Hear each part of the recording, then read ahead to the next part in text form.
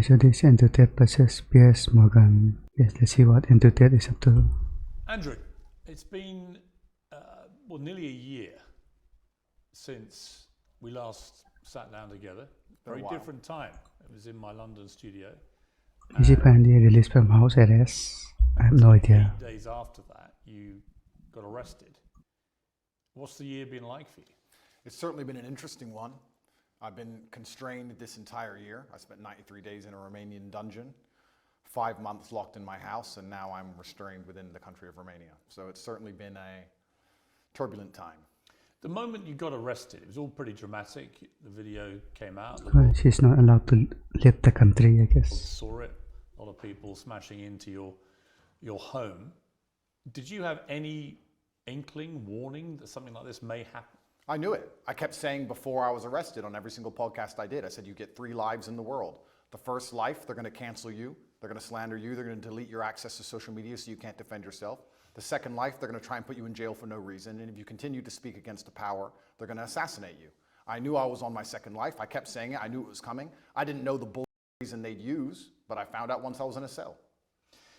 When you were arrested, you didn't speak in Romanian at Zero. all.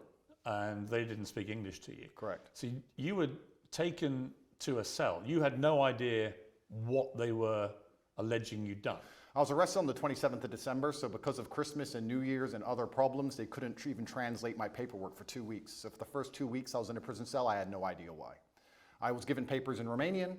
I could read human trafficking, I understood, but I was like, human trafficking who, when, what? None of this makes sense. I waited 2 entire weeks. Wait, did he admit on the video or the video is back? I don't know. Out of my cell before I was given an English translation, and then I realized exactly how ridiculous the whole case was. Just to clarify, I am accused of helping my friends get big on TikTok. That is what I'm accused of. I told some girls I know how to post on TikTok to become viral when I was at the time the most viral person on the planet. And they are saying I'm a human trafficker for that reason. It is insane. Well, we'll come to what you've been accused of. It's more serious than the way you've categorized it, but we'll come to that. There is a lot of speculation that the reason the Romanian authorities knew that you were back, because you were en route, I believe, to Dubai for a New Year's Eve party, is that you were interacting with Greta Thunberg on social media, and you had a pizza in front of you which came from a well-known Romanian pizza store. Is there any truth to that? I think that they know where I was. A lot of people knew where I was, and they had instructions from higher up to yeah, personally, there's backstory. Lesson. I was on my second life, and that's exactly what I'm going through right now. There's an irony to your situation because you always said the reason you came to Romania was precisely because you thought you could avoid being in this situation. Well, I loved Romania, and it's a strong Christian nation with strong traditional values. I want a life where I'm left alone by government. I don't believe in big government. I'm trying to avoid that. It felt like Romania was a place which was very safe societally, and the government was not too interested or involved in people's lives, but things change. Also, your freedom and your ability to speak the truth is heavily correlated to your insignificance. When you become large and people start listening to what you say, you soon realize you no longer have freedom of speech, and it doesn't matter where you are on the planet. If they decide you must be assassinated, you will be assassinated. You in jail. What was that like? Romanian jail is not English jail. You describe it. What was the cell like? Yeah, not so about assassination. I say because I don't want to insult the Romanian justice system, which I'm still beholden to. However, it's exactly as bad as people would expect it to be. Luckily, it was in the winter, so the cockroaches were not too bad. It was also during Ramadan, so I didn't have to eat so much, which was helpful because of the situation. I think the most stressful thing about it is I had no idea how long I was going to be in there for. I was dragged from my house. I was given papers in Romanian. I didn't know why I was there. I found out why I was there, and it was garbage. I couldn't seem to get out. I could have been held for years. It's very stressful, and the best thing you can do is turn to God and train as hard as possible. I did thousands of push-ups a day. Were you in solitary in this period, 3 months? No, I wasn't in solitary the entire time. Sometimes I was by myself, sometimes I was with other guys, and sometimes I was with my brother. So when you were on your own, were they keeping you in there for 24 hours a day? Were you allowed out? No, I wasn't allowed out. There was no yard time. It was 24 hours a day, locked in a single room, probably 3 or 4 steps large, and you do nothing but stare at the wall. And How many days did you do that for, on your own? 11, 12. I mean, that's a pretty grim yeah, there's solitary confinement for anyone. Life's grim. For you, always being Mr. Confident, you said, interestingly, that you wouldn't categorize what you were feeling as depression because you don't believe in the concept of depression. You and I have argued about that before. But it sounds to me, from what I've seen you say when you've talked about this, that was pretty close to depression, what you were feeling. Life's grim. And if you want to be a superhero, you have to understand in every single superhero movie, he is losing for 80% of the movie. He's going to suffer for the majority of the movie before he wins at the end. I've always wanted an exceptional life, Piers, and I'm not a coward. And I knew that by telling the truth about certain issues, I was going to pay the price for it. So I won't say that I deserve to be in jail, but I certainly put myself in there by telling the truth to the populace and telling the truth and living. But when you're on your own in that cell, what were you thinking? A long time to self-reflect, right? It certainly is. And I think my number one concern when I was in jail, despite the fact that my situation was dire, were my concerns as a man and all the people I had to take care of, and my children and my family and the people I pay for and all the people who work for me. And truthfully, I wasn't worried about myself, I was worried about everybody else. And I think that's the true masculine frame. Did you get emotional? Did you shed tears in your cell? I'm an emotional man. I think I think men are hyper-emotional. We just have to control it. I was extremely busy inside of my jail cell. Okay, I had lots of jaga. push-ups to do. I was very concerned about the people on the outside. I was trying my best to get out. It's difficult for me to answer the question because it was an interesting frame of mind. I knew that God was watching and I had to perform. It's very difficult for me to go through life And Brad Piers disagree that encourage an emotion. top G, I'm this, I'm that, and speak about mental resilience and mental toughness, and then the second I'm thrown inside of a solitary confinement cell, cower out. I'm not that person. There's some other people who talk about mental toughness and want to give advice, and when bad things happen to them, they end up addicted to prescription drugs. I'm not a coward and I'm not a liar. No, but it would be perfectly natural to be emotional in that scenario, and there's no shame in admitting that. I was emotional. I missed people. I missed them, and I knew they missed me. So I felt a strong sense of missing. But you cried. There were tears that ran down my face, but I did not cry. I mean, that's crying. I would disagree. Okay. Because you're worried about admitting that. You think it sounds Absolutely not. That's a perfectly fine scenario to cry in, but I think the act of crying is an act of desperation. To sit and to cry is an act in and of itself. To do push-ups, But he just cry. thinking of your children with tears running down your face, but you're concerned with finishing as many push-ups as possible within that day, I do not consider that crying. I consider that tears running down my face. When you found out what they were alleging you'd done, sexual assault, exploitation, and so on, what did you feel about that? What was your first reaction? My first reaction was, the standard playbook. The standard playbook for anybody who speaks up against power is sexual exploitation. Isn't that the normal one they go to? Can't we name like 10 or 15 people right now they hit him with this exact same garbage? Name a full-grown man who's 36 or 37 years old who's not had sexual relations with a woman at some point in the past. And the way the Matrix works is they lie by omission, right? They just hit Russell Brand with it. I think they hit P. Diddy with it this morning. Julian Assange just got hit with it. He's still in his cell. But lots of people get hit with these allegations and it turns out to be true. A lot of people get hit with them and they turn out to be false. Yeah, but you're sort of trying to make out all the people you just named are innocent. You don't know that. Of course I don't know that, but a lot of people get hit and it But turns why out to be false. would you assume they're innocent? Well, I'll tell you why. Because the way the Matrix Assuming operates is they choose something indeed. which is heinous. If they accuse me of drug dealing, nobody would care. They choose something which is heinous, so the process itself is a punishment. So they damage your reputation throughout the process, regardless of whether it's successful or not. Then what they do is they lie by omission. They throw you in a cell and they contact everyone you've ever interacted with. 2,000 people I know were called, and they were looking for one person to say they're a victim. By the way, they failed. They did not even find one. But if they did, they would then say, Andrew Tate's victim, he's a sexual assaulter, and they would remove the testimony of the 1,999 people who said I'm a very nice man. Lie by omission, and then they put together this entire package, used the mainstream media to convince the world that you deserve to be in jail, and that's how the Matrix operates. I mean, to be clear, I don't know if you're guilty or not. I do. You're perfectly entitled to say that, and you know, right? Of course I know. But I don't know, and I will await any trial that comes to see what comes out of the trial and see what happens. He will be decided by the court. Right? So I'm not going to prejudge the trial. I'm not going to judge you and say I think you're guilty. I don't know, right? We are where we are. You've been charged with serious crimes, and it's likely you'll face a trial, and we'll see how that all plays out, obviously. Going back to jail, how are you treated by other people? Everybody in jail was extremely apologetic to me. All of the staff, the police officers, everyone who worked in the jail, the person who served me my meal, everybody was very sorry for what happened to me. They made it very clear they knew it was garbage, and they were apologetic. That was the only vibe I could give you. They were kind of like, listen, you got too big. I'm sorry. This is how things work. And sorry, here's your meal. Nobody had any real problem with me. None of the prisoners had a problem with me. Did you get into any fines? There was a couple scenarios where violence could have occurred, but I think once people realize that violence is a certainty and that you do not operate under a fearful realm, they often aren't so interested. So people threatened you, I wouldn't say they threatened me, but they would have liked to have got the opportunity to threaten me. and what happened? And they realized that would have been a bad decision. And all in all... Well, what did you say to them? Because you don't speak Romanian, so... I didn't, you're right. I actually used a quote from Street Fighter. I said, I quoted Dowson, and I said, they do not understand the secrets of yoga fire. So I knew they had no idea what I was talking about. It was near the washing machines, and they looked at me like I was completely crazy, and they walked away. There's more than one person. Correct. And they made it clear. Hey, what they wanted yoga, to do. I have what? to be careful what I say because I'm still beholden to the Romanian judicial system. Yeah, but that's just an incident in jail. That's correct. nothing to do with the system. An incident report was written, and it's better I don't mention it. But there was a direct threat to you. I've had threats, yeah, and I have threats every single day of my life, and I think jail is a hyper-pressurized version of reality, and you need to have an extremely strong mind so you don't attack yourself, and You're just broadening the subject. strong body so others don't attack you. And I understood that there was a threat of violence at all times, and I just decided to go through life extremely respectfully, but make it clear if that's a decision somebody else wants to make, that I'm prepared to partake. One of the things I would think about, other than my family, immediate family, but one particular member of my family, if I found myself in jail, would be my mother and what she would be feeling and what she'd be thinking. She's been incredibly supportive to me. I know yours has to you. Did you think about your mother? I was extremely concerned for her.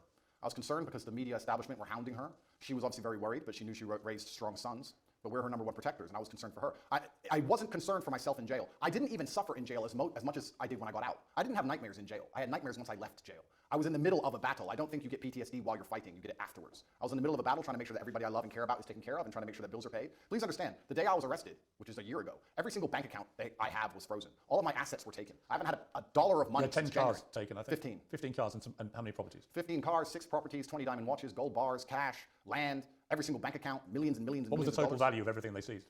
16, 17 million? Pounds? Yeah. And they took all of it. And I still don't have access to any of these things. I mean, as we're doing this interview, you're expecting to hear sometime today as to whether you may get those possessions back. Is it all or nothing? Do you get it all back or nothing? Correct. As we sit here, the judge is deciding whether I get all of my items returned or I get none of them returned. And truthfully, under the law, I should have never had them taken in the first place. So we're going to see what the judge decides. And I have to put my faith within the Romanian judicial system. I have no other choice. I'm not a coward. I'm not going to run. But let's not talk about the Romanian judicial system. Let's talk about the judicial systems of the world. I've recently seen some very scary decisions in America and England and these Western democratic nations. You see people doing 20 years for attending peaceful protests. So you start to sit and wonder when you're in these situations, what is a trial? What is a judge? What is this? These are just people in a room. Which peaceful protest are you talking about? There's been a few. What? Who's 20 years for attending a peaceful protest? I don't want to say names. I saw it somewhere on Twitter. Somebody attended, I think it was a protest, a pro-Trump protest, and they ended up being 20 years. What, if you're talking about the January Judges our pack. Everything's alive. 6 riots? They were riots where people died. Well, it's interesting. They're not peaceful protests. Well, it's interesting because the world is actually very nuanced. And what I tried That wasn't nuanced. That was a huge mob of what people I tried to do attacking is- the US Capitol. Well, what I try to do is I try to look at a broad spectrum of events, and I try to put things into a nuanced view, and I don't try and take a instant black or white point of view on things. And the fact that BLM were rioting and destroying the entire nation for months and during that exact week, and then some other people got together with an opposing political view and are facing serious prison time for doing less damage than BLM did, I find that kind of scary. Because Well, people did die. Well, in a democratic nation, we should all be the same under the law. Yeah, but Andrew, just to be clear, on January 6th, people died. People died during Yeah. I mean, there are certainly inconsistencies in the way groups of people have been policed. I think that's the same whether you're talking about the BLM marches to the Yeah, he's comparing the wrong things here. Palestinian marches and so on, right? There's a lot of inconsistency. Well, then we agree. There's a lot of inconsistency in global policing, I think. I think that's a perfectly valid thing to say. But the idea that someone's got 20 years for being in a peaceful march is not true. The ones who've got the lengthy prison sentences have been held accountable for serious crimes. I'm not even condoning January 6th.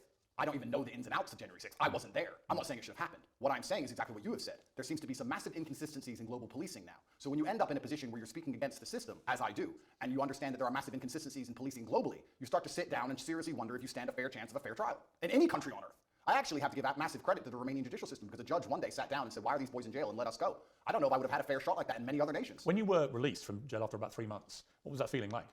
My brother and I were in the same cell at that time.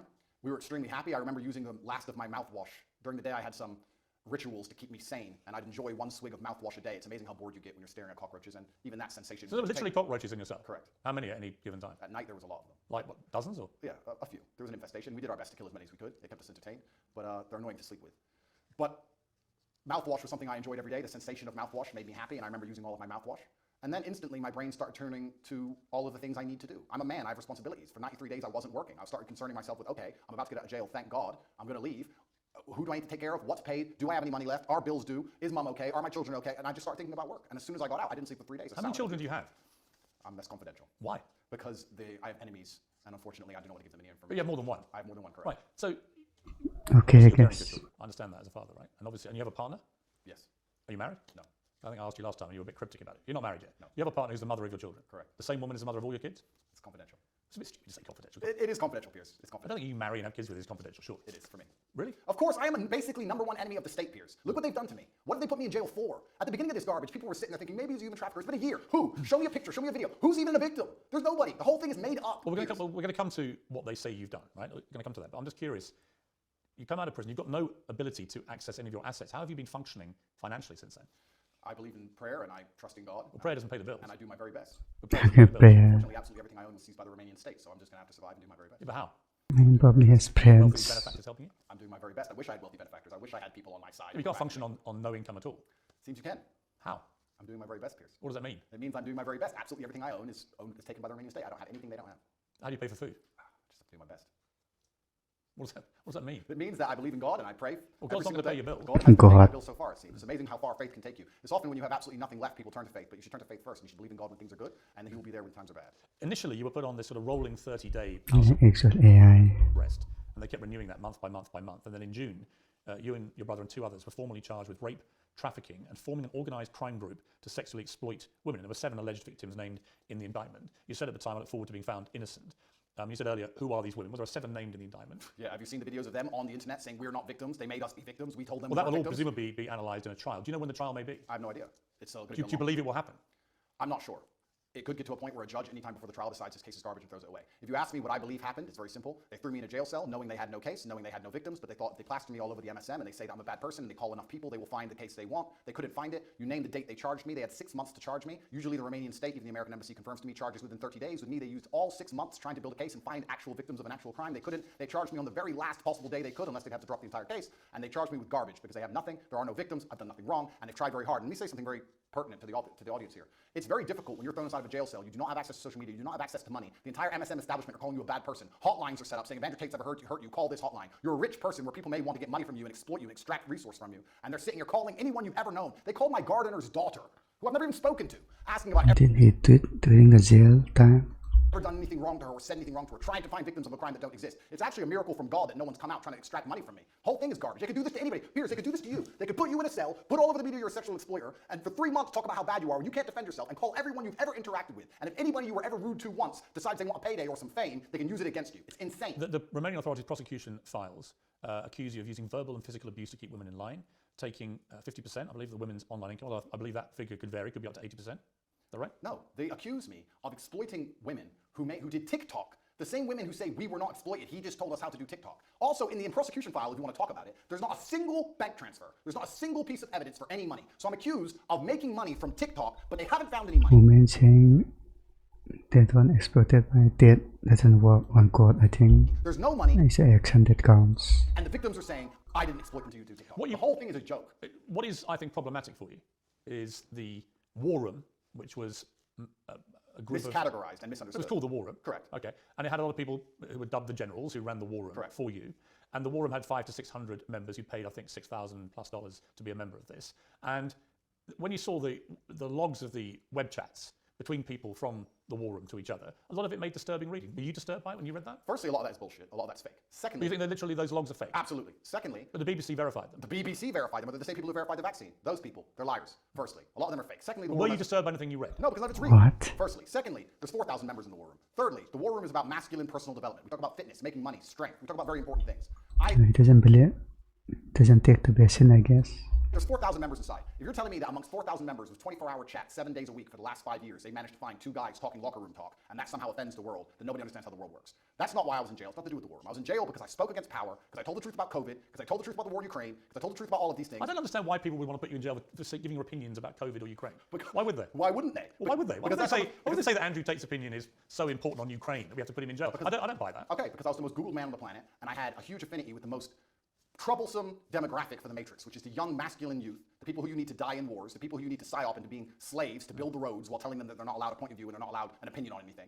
And I was saying things which was going against the narrative. And the Matrix, the way it operates is it uses the MSM to purport lies, to inject slave programming into people's brains so that we live lives which are not good for us but are good for them. And I was sitting there unplugging it. Why would they sit there and say, we've put together this massive psyop, we're going to convince everybody to inject themselves with poison, and we're going to lock everyone in their houses, and it's all a lie, and we're going to let this one guy who everyone listens to. Andrew, it wasn't all a lie. Yes, it was. It wasn't. There was a new novel coronavirus.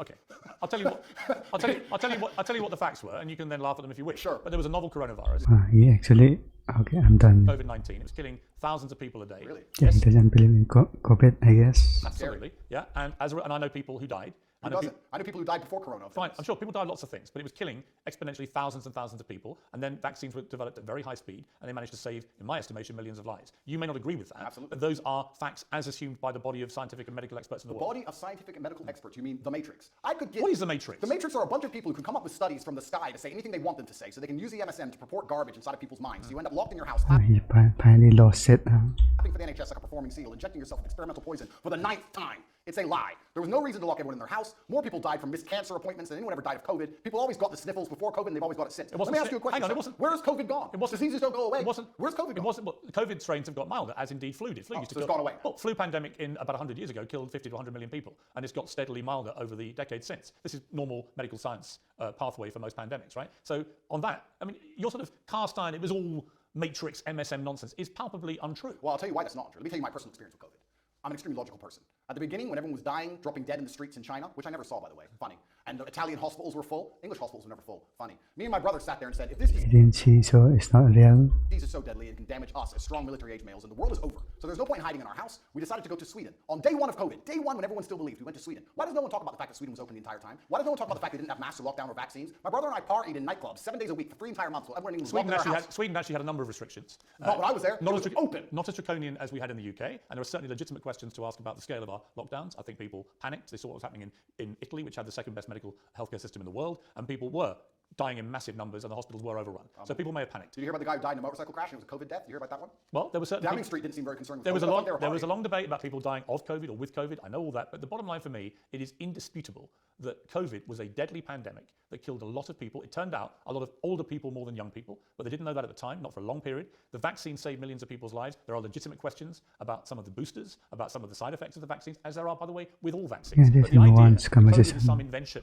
by the Matrix to suppress and control its its people is for the birds, Andrew. It's for the birds. It seems the birds and and I our don't friends. think a smart guy like you actually believes that. Of course, I and that's one of my absolutely problems. believe that. One of my problems I have with you is that I think you are intelligent, but I think you also adopt positions that you know are going to get the anti-matrix mob inflamed. And it's just these He's just all-encompassing playing things it about out. COVID was a load of nonsense. Vaccines are all dangerous and killing more people than they Never say. said that. I No, said the COVID vaccine. Well, COVID vaccine. Well, you don't think they worked? No, of course not, because the idea of the course they vaccine, worked. the word vaccine in and of itself is that you It get. saved millions of lives. If you get a vaccine, you do not get the disease. They changed the definition of vaccine in the dictionary so they could continue to inject us with this pointless poison.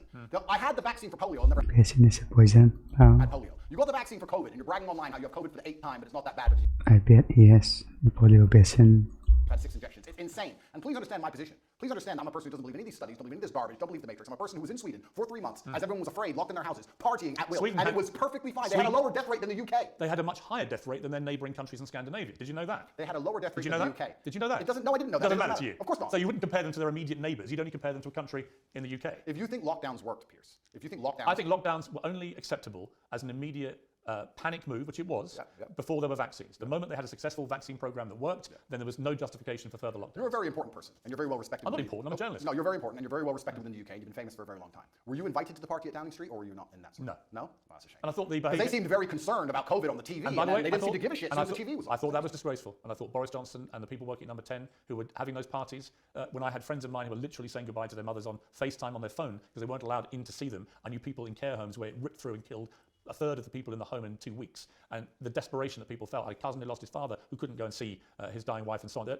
Disgusting. There were terrible stories. It's criminal. Terrible stories. It's disgusting. So let me ask you a question as a professional, because we're both adults, we're both very smart. As a professional, which is more likely? That the government believed COVID was deadly and everybody should be truthfully afraid and locked in their houses, but because they had this spirit inside of them and they couldn't resist the idea of a party, decided to risk their lives to party, or they lied on the television trying to scare everyone and enslave them and lock them in their houses, knowing it's garbage, knowing it's a lie, and not caring, and had a party behind everyone's backs and didn't think they get caught. Which one is more likely as a professional, as a logical human? Why don't we just agree that they were a bunch of rank hypocrites, stupid people who were behaving utterly selfishly, to the extent that the Queen, when her husband, Prince Philip, dies, is in the church on her own in a mask with none of her family around her after losing a rock of 70 years. And it turned out the night before, Downing Street had, I think, 2 parties, including a karaoke party. I think that was shameful and disgraceful. Well, we can agree on that, We right? can agree on that, and we can wake up and start to realize, oh, maybe the government doesn't care about us. Maybe the government lies to us. Maybe they tell us things and try and scare us, but they don't actually care themselves. Maybe all they are is hypocritical, self-interested people. Maybe they are. Maybe they use the MSM to purport their lies, to keep everybody enslaved while they do whatever they want, and that is the Matrix in and of itself. And if you speak against it and people listen to you, I'll repeat this. Your ability to speak freely is directly correlated to your insignificance. If you're as big as I was, the most Googled man on the planet telling the truth, you will pay the price, Piers. And that's why I was locked in that cell. And I do not regret it, because I live true to God. I'm not going to sit here as a coward and not tell the truth to people for as long as I live with a bullet in my head. Let me ask you about the lover boy method. So the suggestion is that you and your brother and others,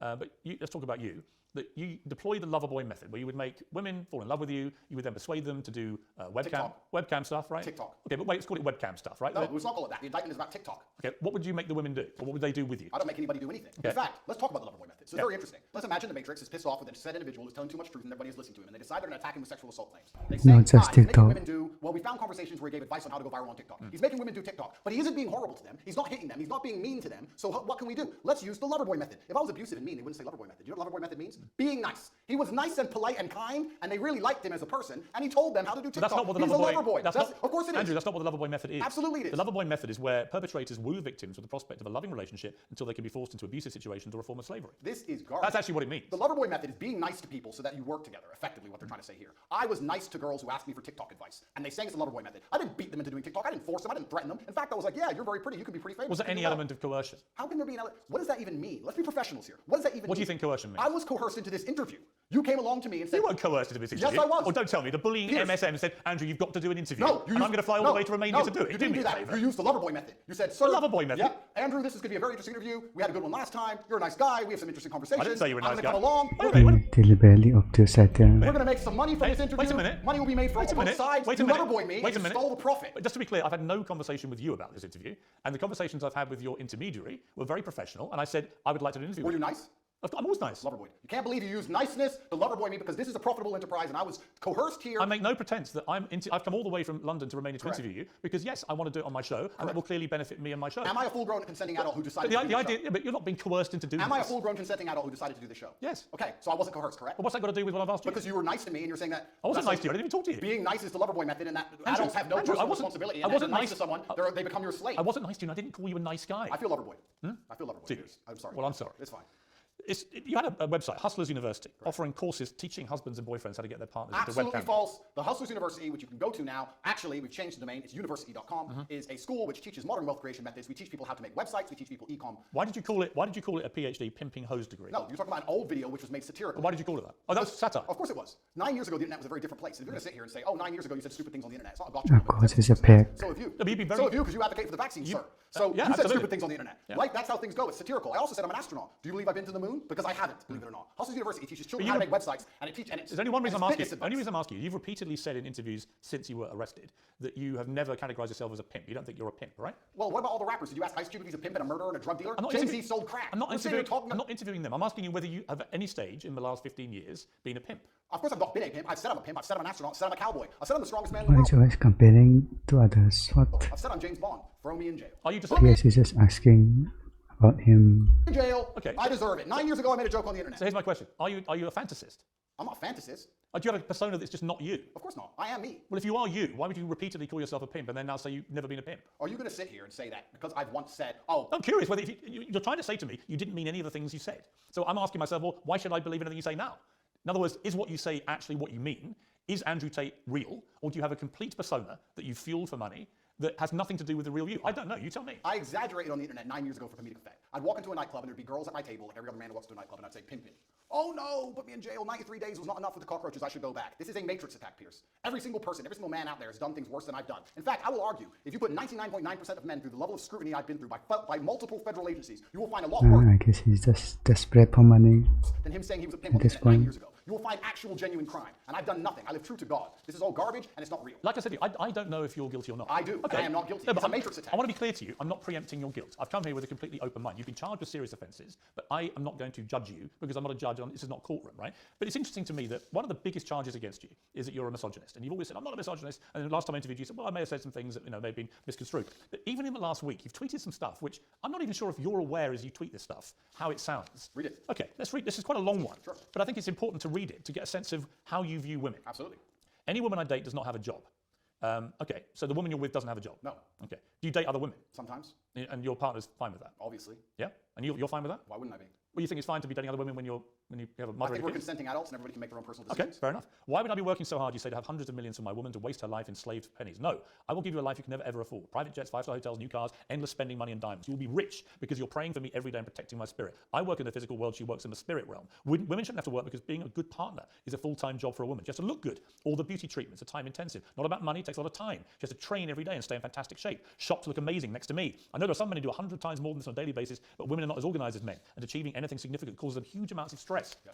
They need to have huge sections of their day empty to waste, or they will have a mental breakdown. True. And do you want a woman who's stressed and angry after the commute, unshaven and exhausted? Or do you want a Barbie doll who's always smiling and saying thank you because she did her nails and bought you Prada that day? As a man, unless you're a loser, you're already filthy rich, right? You can get endless sex anyway. Girls are easy. So what can a girl give you? Happiness, vibes, always smiling. Take the edge of a stressful life. Can she always be happy if she's been working all day? No. Just to wake up at 11, gym till 1, one appointment and some shopping. Dress beautiful by 7 p.m. for you to finish working and tell you how strong you are. No matter how pissed off you are, just to always be laughing and smiling and writing little notes about how you're perfect. And just to be playful and funny. She can't do that if she has a job. So your job is being my girlfriend, and now you're a millionaire. Congratulations. Behave and aim for the promotion of the wife.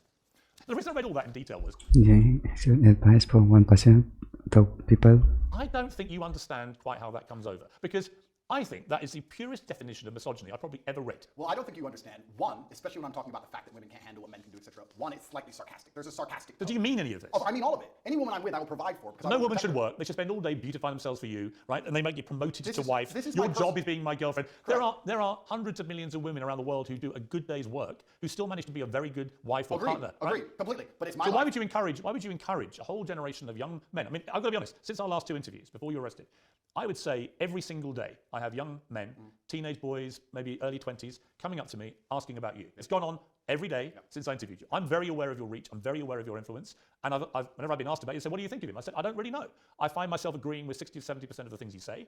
And I do, because I think a lot of the stuff you say about empowering young men to be confident, to work out, to take care of themselves. To have enough money to not force their woman to work. Right, but that's the bit. That's the bit where, when you stray into that kind of language, particularly with detail, where you reveal what you're really thinking, the kind of pathetic, soulless life you want for these women. Where does it allow for being a mother, for example? Absolutely. How does the mother of your children manage to find time for being a mother in this routine of love and devotion to you? How does having a job give her time to be a mother? This gives her all the time in the world to be a mother. One, it's slightly sarcastic. sarcastic, firstly. What do you mean? You can tell by the tone. Do you mean you don't mean it? No, I mean it. Well, but it's slightly sarcastic. Well, sarcasm means you don't mean it. No, I mean it. But it's slightly You either mean it or you don't. It's either sarcastic or it's not. I mean every single word. But this is the conundrum with you, Andrew. Sarcastic. This is the conundrum with you, right? It's not a conundrum. If you let me explain, it's not a conundrum at all. You tweet, and also, you what's tweet very this. interesting, I tweeted this out. I get thousands of women Yeah. begging me, inboxing me, saying, finally a man who understands he needs to provide for a woman so she can be her best self. Right. This is exactly the kind of life that will allow No, me to there are become definitely women that will absolutely love to be So why do you treated like this. misogynists? No, but what I think they're people who just basically, it's the old sugar daddy thing, right? They want to have a rich guy who's going to pamper them and take care of them. They don't have to do a day's work. They just have to make Being a themselves good partner look is good for a day's you. work. Well, so you say. Yeah. But it also, the language that you use here seriously diminishes women who do work. You make them out to be, well, you're not doing your job as a partner or wife. You should be doing your job, which is just to devote yourself to his pleasure and making him Well, it's happy. actually interesting you say that, because I'll put a lot of the fault of this on men.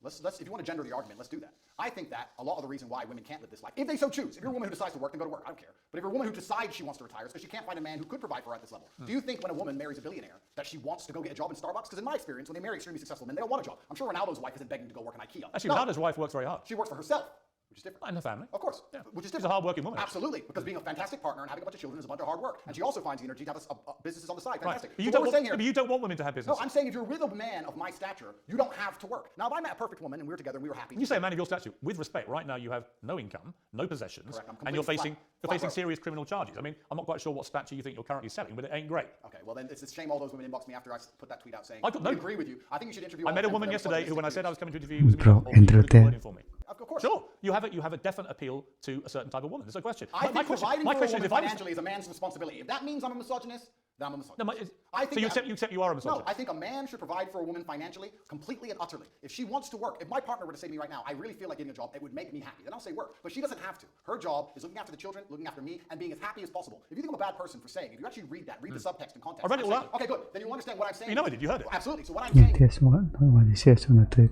is I'm a man, my life is stressful, my life is pain. I go to jail, I suffer, I have to deal with making money. I have constant endless headache. I do all of that so I can give you everything, but then I get to have you. Your job is to be happy. I want you to smile. I want you to look your best and feel your best all of the time. If I'm a misogynist for saying that I go through so much pain so that we can be financially secure, so I hope the woman I care about does not have to work a job. If that makes me a bad person, then so be it. Because all I'm saying is I want to take care of her in every single realm. I take care of her physical safety. I take care of her financial security. That is is my not job what he as a man. said. And if more men acted like me, you will see that the world will be a happier and better place. The women who say, I really want to work, I want a career, that's their prerogative and their decision. They're allowed to do that. But also, often the reason they do that is because they can't find a man they trust to take care of them. No. I've had this from women in their own mouth. Andrew, If I found a man you've had it who was with financially secure and as smart as you, I wouldn't be doing this Fine. garbage job either. Why was I psyoped into working to pay taxes when I should be at home having children with a man I adore? It's a psyop. Andrew, there are so many women that will listen to that and be laughing and mocking you. Will there? Say, don't be so ridiculous. I have a job that I love. Maybe they're being paid even more than their man, right? The real world isn't the one that you categorize. The real world is varied and nuanced, but I am talking about my life experience. It's And a in my very- experience, any woman I love Fine. does not have to work unless she decides Right, to. you're the boss, you're in charge, her job is to make you happy, her job is to make herself look good, her job is to work out for your benefit, blah, blah, blah, blah, blah. It is actually just misogyny. Do you think a woman And looking it's good, also, do you think a woman looking good and working out has no benefit at all to her? of course it does. Okay. I think yes. You see, but when you talk Correct. about I don't. When you talk about young men and you tell them to work out and take care of themselves, I cheer you on, right? I want that. I've got 3 sons. I want them to feel that. Don't you want them to become very rich and successful and Of have a course. woman who relies on them and have a beautiful family? No, but I don't want a woman who's subservient to them. Why is subservience? Why is a Literally, woman the tone of the tweet I read is subservient. You did another tweet this week. Men love by telling you what to do and not allowing you to make stupid decisions. We save you from the female inclination to make stupid choices. If a man doesn't give you instructions, he doesn't love you. If you won't listen to a man's instructions, you don't love him. The whole language is so Let ridiculous. me change the language then. Well, you tweeted this to Absolutely. 8.2 million people. Correct. So let me say this. A father loves. Let's say instead of a man loves, say a father loves. A father loves disciplinarian. That's how a father will love you. A mother will say, oh, I hope you're happy, hope you're doing okay. But a father will come along and say, no, don't do this. You must do it that way. That's incorrect. It has to be this way. A father will discipline you because a father feels he knows best for you. It's the masculine essence of love. When a man loves, he shows that he cares via degrees. There is a massive difference between a relationship between a father and a child and between a man and a woman in a relationship. Completely. And I'm not sure you quite get No, that. there is a difference. But I would argue, Piers, in the happiest relationships, it's a traditionally masculine role in which the man plays and provides. The female is traditionally feminine. The man is the head of the house. Not in an abusive way, doesn't beat her up. I'm talking about the man being the head of the household, like I would like to believe you're the head of your household. And he comes along and says what happens and what doesn't happen because he's the man of the house. No, that's not. That's actually not how most households operate now. Well, then it sounds like we understand They why the operate- entire world's a mess. Because only 10 years ago, that's exactly how Yeah, he's not even married. I don't think he knows about that at all. Households were operated. There was a man of the house, and now we have no longer any clear defined roles. There's no more longer a man of the house. You want to talk about knife crime, kids doing drugs, the crime rate, all of these problems. You want to talk about all of the societal ills we face. Perhaps it's because we don't have any men in the house anymore. Perhaps we need to bring the man of the house back. And the man of the house will come along and be a disciplinarian, and he will make the set rules and the creeds of that house. He will say, within this household, we don't take drugs. That stands for the woman I am with, the children who we have birthed. Nobody takes drugs in this household because this is my house and I'm the man of the house. So it sounds to me like we need to bring it back, sir. Yeah, listen, it's all good macho stuff, okay? And I know lots of young boys who listen to this and go, wow, that's how I should be. Then I read the detail of your tweets. And again, come back to this. We save women from their female inclination to make stupid choices. Females are emotional. If a man isn't giving you instructions, females are emotional. hang on. Piers, He doesn't females love you. are- All this stuff is designed to, exactly as you've just articulated, is designed to make young men feel that the only way they can be successful in life is to effectively have their women under control, give them instructions that By buying them they have to obey. Don't buy Let women me Prada finish. and you'll end up in jail. We could buy them Prada, but let me finish my point. My point is that it seems to me, from reading your tweets, even now, that you have a blind spot when it comes to how they sound. And it may be that the legal problems that you're in, which might be extremely serious, and we'll see when the trial happens, but it may be that in your head, nothing you've done is remotely inappropriate, because actually in your tweets you can see there's an element there of wanting coercion and control. You want to control women. You want them to be effectively your servants, slaves, for want of a better phrase. Slaves who get Prada and get to work out in the gym and get to look good. But you understand, While do I you do but you understand the point I'm making? No, I don't. Which is in your head, the line is blurred so much now with this macho rhetoric that you've actually lost track of how this sounds. Piers, all of the things Even when I read that stuff to you, I could see you looking at me and you said, your answer is, I was being sarcastic. No. And I said, well, where? And then you go, well, no, I meant it. Well, it can't be both. I meant it, and I you said either mean it, sarcastic tone you either for mean comedic it, effect. or it's, well, no, because sarcasm means you don't mean it. Piers, all the things you've just Do described. you accept that? No, You're a smart guy. You know what sarcasm means, Absolutely. I said it has sarcastic tone for comedic effect. All the things I'm saying and the things I've said are basically the way the entire world thought only 10 years ago. You may buy into the psyop, you may buy into the new thing. I don't buy into any psyops. We just talked about the vaccine, sir. Yeah, the vaccines weren't psyops. Of course not. No. So I believe that there should be a man of the house. You had a polio vaccine, right? Correct. Why? Because I didn't get polio. I wouldn't have a COVID vaccine, so I'd still get COVID. Plus, probably myocarditis, have a heart attack. So, we believe there was a man of the house 10 years ago. Do you think statistically more people got myocarditis by having the vaccine or not having it? I think statistically we need to You don't know, do you? Why would I know? Why would I look at the statistics Why would you bother studies to- why that would you- come from the Matrix itself? So the Matrix, so every fact you don't like, because it doesn't suit your agenda, you just dismiss as Matrix bullshit. No, I'll give you a very simple way I view the world. COVID can't hurt me. So why would I I don't think I'll listen to this guy for scientific advice. You don't have to. Point two. You don't have to They take tried it. to make us, including you. Yeah. You told people Yes. they You know should why? have the vaccine. You know why? If they don't have it, they shouldn't leave their house. You know why?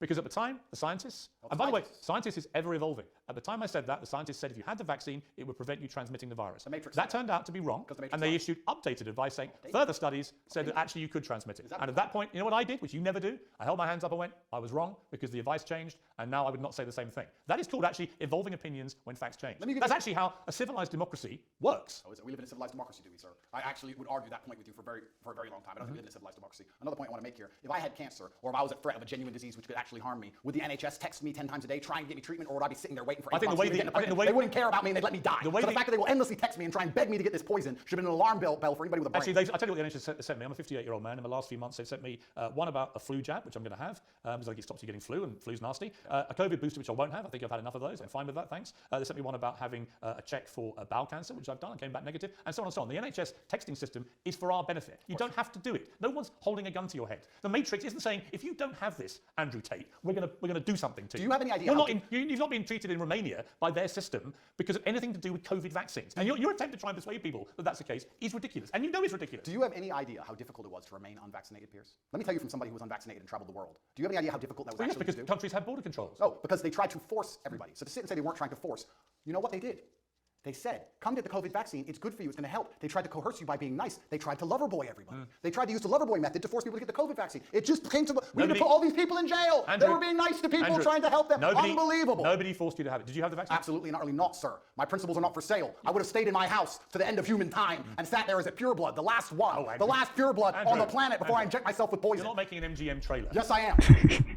Because it's a matter of principle. I am not a farm animal. My blood is mine. It does not belong to the government, and I decide what is in it. Right. All right. So you have a polio vaccine, but not Correct, a COVID one. correct. So your brilliant He's not in the movie, bro. brain has determined that you know more about the medicinal and scientific benefits of individual vaccines. And the polio one, you decided with your brilliant brain, we'll have that. But even though a lot of people, by the way, have had side effects to polio vaccines, did you know that? That's correct. Is that the Matrix doing that? No, I didn't say the Matrix gave them the side effect. Oh. I just told you all the reasons I didn't get the vaccine. Right. You already described it at length. But you work out with your brilliant mind which vaccines to have. Correct. Okay. Correct. You realise You that? can join my email list on corporattate.com. You can sign up for free, and I'll tell you which vaccines I wouldn't come to you for vaccine advice, Why? Andrew, I because you have wouldn't. zero experience.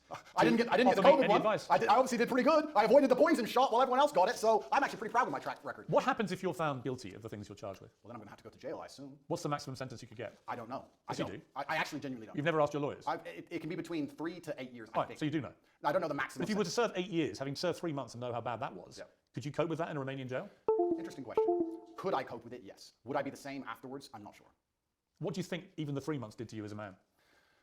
Well, it was a fantastic test from God to make sure I am the man I say I am, because I think there's a lot of people who speak about masculine excellence who are not the men they say they are. When trouble appears, you often learn that they are nothing but postures. I had nightmares for a very long time. I couldn't sleep. I struggled with certain things. I would check my bed sheets every single night for cockroaches religiously. I had a problem with that. But I never turned to therapy. I never turned to drugs. I understood that all of these things are from God and they're given to me so that I can become a stronger version of myself. And I welcomed them all and I embraced them all. And now that I'm a better, not completely, but almost better, part of me actually misses my nightmares, Piers. Part of me misses. Didn't he just say he got PTSD? Oh my, I didn't sleep I guess he believe in PTSD now. for weeks. You said you didn't have nightmares? No, I had nightmares. I said I had nightmares in jail. When I left, I did. And I kind of miss it because I had so much time in the day to get things done. And now I'm sleeping a full 6 hours. I feel a little bit lazy. So perhaps I need another test from God. And if God decides, Allah is the best of planners, if he decides I need 8 years in jail, then I will embrace those 8 years in jail and do my absolute best to come out as the most formidable version of myself. Have you felt suicidal at all in the last year? I don't believe in suicide. It's haram. I know, you said that before, but did you feel like you may want to end it all? I would never kill myself under any circumstances. So the day they put that on the news when they finally take me out, you can know it's a lie. It's haram. I would never kill myself. Lock me in that cell for the rest of my life. I would never kill myself. While you're under house arrest, you tweeted this: avoid women who go to festivals. They're either on some loser's table who's feeding them cocaine or in a crowd of sweaty peasants because they're a sweaty peasant. Endless Instagram stories screaming and having fun to prove to the world they're worthless. Hard pass, festy hoes. Correct. I tweeted that, yes. Again, why would you categorize all women who go to festivals in such an unpleasant way? I actually categorize all men who went to festivals also. Did you read that tweet? Why are you gendering the argument? I think all people who go to festivals are stupid. It is peasantry. I've never been to a festival in my life. I'm not going to stand there and scream and jump up and down for some other human like he's God. I think the whole thing is embarrassing, all of it from head to toe. It's all sweaty peasantry and it's all just drug-fueled insanity. So why are you gendering the argument when I insult the women who go to festivals and also the men who go to festivals, because all of it is peasantry, head to toe, and I do not regret it. All festivals are peasantry. Anybody who goes, I do not associate with. I've never been to one in my life. I never will. So you've never been to one. How do you know what they're like? I can see enough. I've seen the sweaty bodies bumping into You've each never other, been to high on ketamine, pretending that the song they heard on the radio at home is now more fantastic because they're listening to it from a laptop. Yes, no experience then. I get it, but It's just embarrassing. to be clear, you've never been to one. Correct. Okay. My infinite brain that understands batshit No, perfectly we've also established understands. we have established your brain is unique. Correct. You tweeted a picture of Amanda Holden, a very good friend of mine. It's a very harmless picture. She's in a bikini on holiday under a rain shower, looking extraordinarily beautiful. In a sexual pose. And you tweeted, you are a wife and a mother and you're far past a teenager. There's no need for this post. Agreed. Again, it's just misogynist to say that. It's not misogynistic. Why can't a woman of her age, she's just turned 50, why can't a woman of that age actually show off her beautiful body in a nice bikini like that? What's wrong with that? You can call me crazy. You can call me misogynistic, but I think once you reach the ripe age of 50, any woman should not be interested in thirst trapping on Instagram. I think she has bigger responsibilities. I'm sure she's a very intelligent lady and she's done amazing things. She's famous. She's obviously very capable. And I think she could do things more interesting than standing around trying to thirst trap on Instagram like she's 18. Because I think she's above it. I wasn't insulting her. I was reminding her that she's actually such a fantastic person. She's done such amazing things in her life and she's so achieved that she's actually above thirst trapping. I was reminding her of her worth because as a feminist, we're all feminists here, right? We all believe in women empowerment. I'm reminding her of her worth. Are you a feminist? Sure. You're not though, are you? I believe in feminine empowerment, and I think feminine empowerment is in, yes, I do. And feminine empowerment is in only- modesty. Modesty is empowering only- for females. you only believe in taking your femin- clothes off for men on Instagram is not empowering. You It's actually- empowering when you say no man but my husband can see my body. That is female empowerment. And I was reminding her of that. I was reminding her of her ripe age and her intellect, and there is no need for that. How old post. are you now? I am 36. 36 years old. At what point will your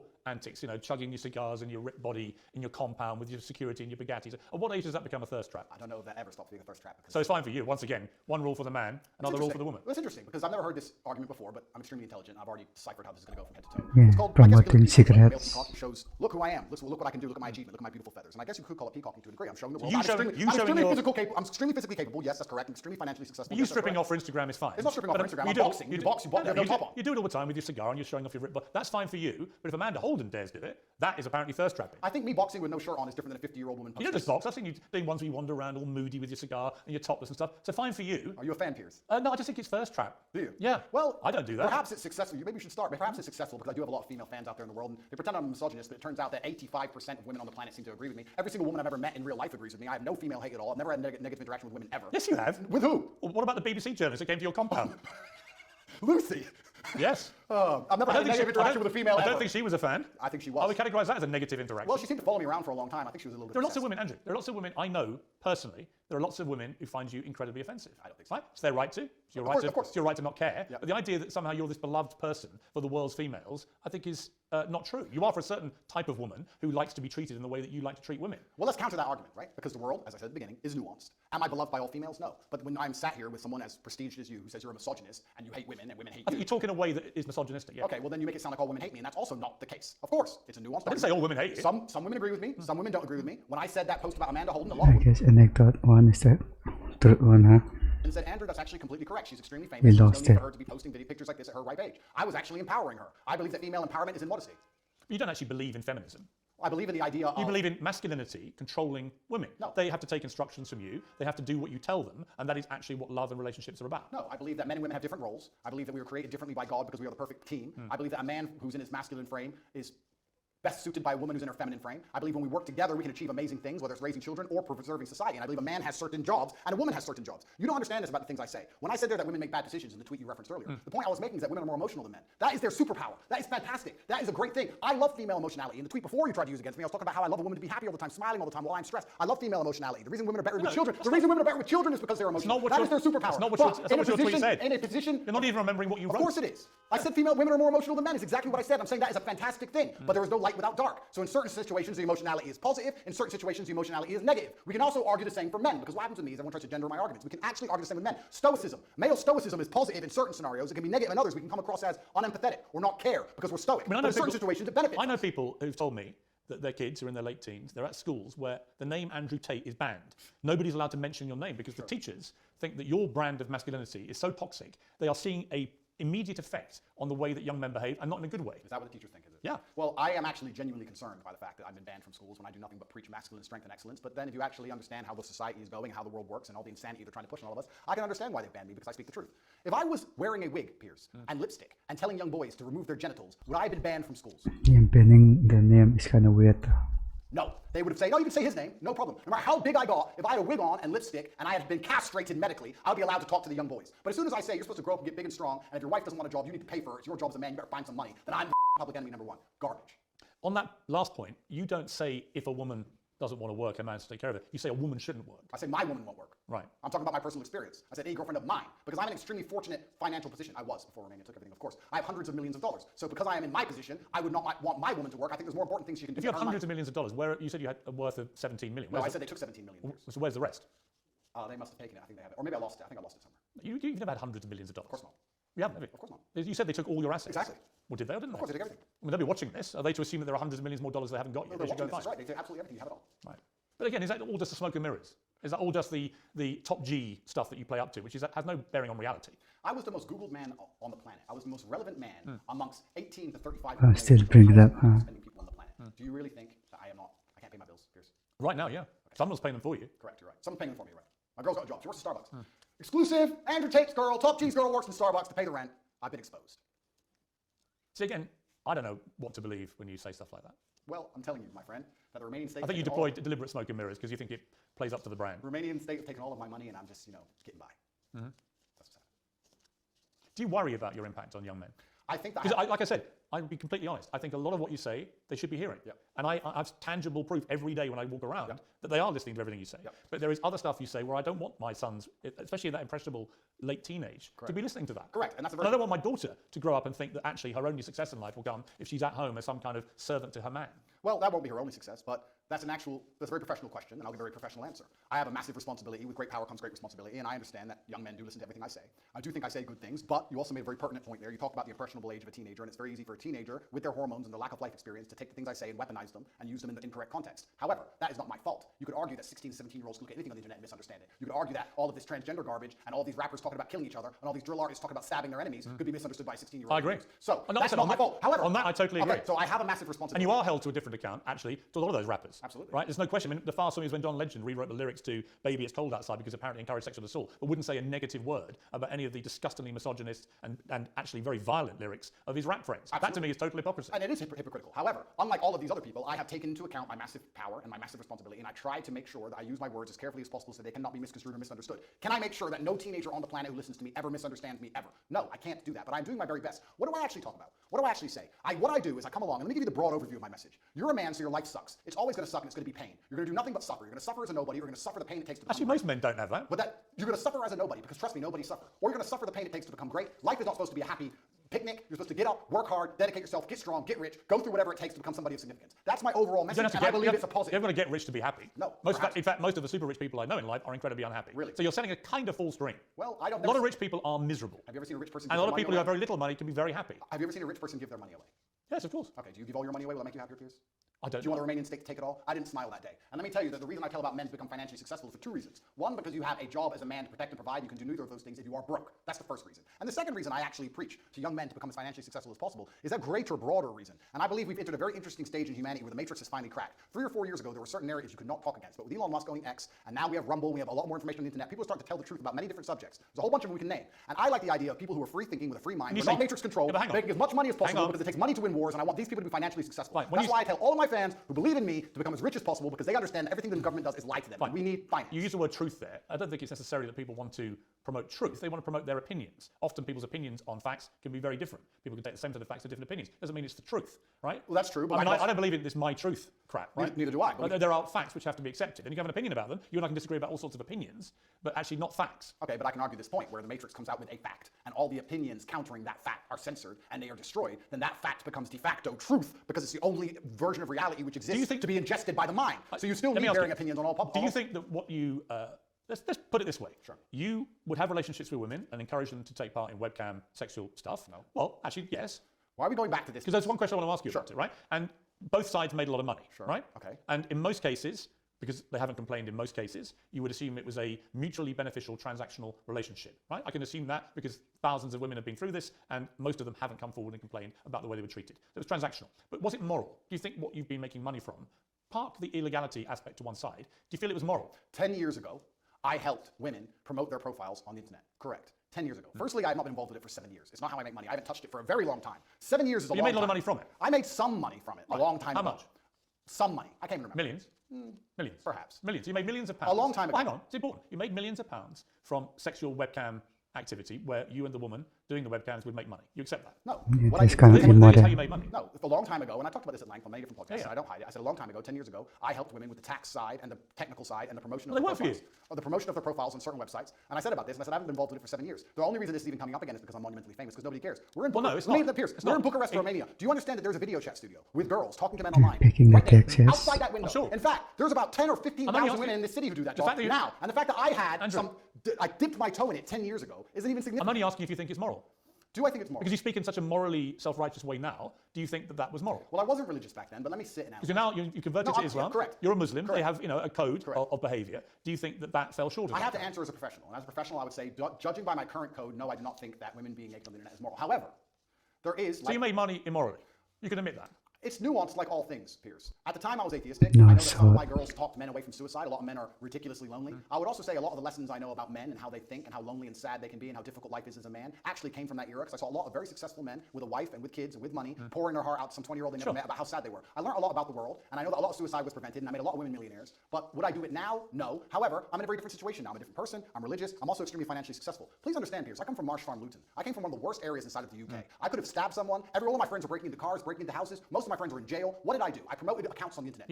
Didn't sell crack, didn't sell drugs, didn't rob anyone, didn't shoot anyone, and now, because I am successful, I'm going to be held to this moral standard by people who grew up in fancy homes with white picket fences and went to private schools. Well, no, actually, I am from Marsh Farm, Luton, and the biggest crime I committed was completely legally promoting internet profiles. Right. There are people around me who did far worse for far less. No, you're only going to be held to the standard of the religion you converted to, which you've When already you take said... the Shahada, all your former which fins you've are already erased. said would look at that as immoral. When you take the Shahada, all your former fins are erased. I actually encourage you to find the light and convert to Islam. Andrew Tate, thank you very much. Thank you, sir.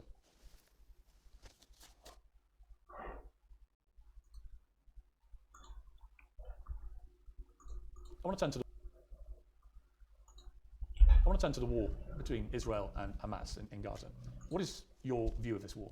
I think when you call it a war, you're doing a disservice to the people who are having by some of the most advanced technical weaponry on the planet. It's disgusting, and it doesn't matter which side of the political spectrum you fall on. When you observe with your very eyes, you should be disgusted. Which side is... The Israelis are the Palestinians, and you know it as well as everybody else does. Well, then it seems like your bosses are not allowing you to know it. What do you think of what Hamas did on October the 7th? Why are you starting the story in the middle? I didn't. I just asked you about the wider war. I'm now asking you specifically about Hamas. I cannot professionally answer that question without talking about the context that led up to October 7th. Well, nothing, to my mind, justifies what happened on October the 7th. Nothing justifies what happened before October the 7th, Piers. This is the exact point. So you're talking to a man, I don't know what answer you expect from me, because let's forget the fact I'm a Muslim. You're talking to a man who is fighting oppression to the best of his ability because he believes that the people in charge of the world are enslaving us all, to the point where I detriment my own life. I end up in a jail cell because I'm speaking against oppression. Then you're asking me what I would do if my family was blown to pieces. You're not in a jail. You're asking me what I would do if another government came along and blew my family to pieces? You weren't put in a jail cell because of any oppression. Absolutely I was. No, you weren't. Of course you were put in jail cell because you've been accused of serious sexual crimes. I would not have been accused if I was not monumentally successful in speaking the truth. Let me ask you again. It's a simple question. Some people can answer it straight away, including pro-Palestinian people I've had on my program. Many are very quick to say absolutely. Do you believe Hamas is an organization? And that's a very interesting question, but I think you're peddling asininities. Well, just answer the question. Can somebody do me a favor? Google asininities and find out if it's a I know word. what it means. If it's not, make sure it's added to Webster on top cheese orders. Okay. You're peddling asininities because I'll tell you why, Piers. Let me answer the question. No, I'm not. Of course you are. It's a simple question. That's like me asking. I'll tell you why I asked, because the UK, where you were born, Okay, just avoiding questions altogether. describes Hamas as a also prescribe me as dangerous to children in schools. Let me explain something to you, Piers. You're not prescribed as that. If I were to sit here and say, is stealing wrong? And you'd say yes, and I go, but what if the person stealing is trying to feed their family and they don't, their family are going to it's still wrong. You're trying to take a very nuanced and complicated argument and reduce it down to one sentence, which is failure. You're trying to equate stealing with a mob of I mean, it's just wrong. breaking over a border, going to peaceful... Is that what Israel did? Wait a minute. Wait a minute. Let me finish. Going through a border on October the 7th. Oh, October the 7th.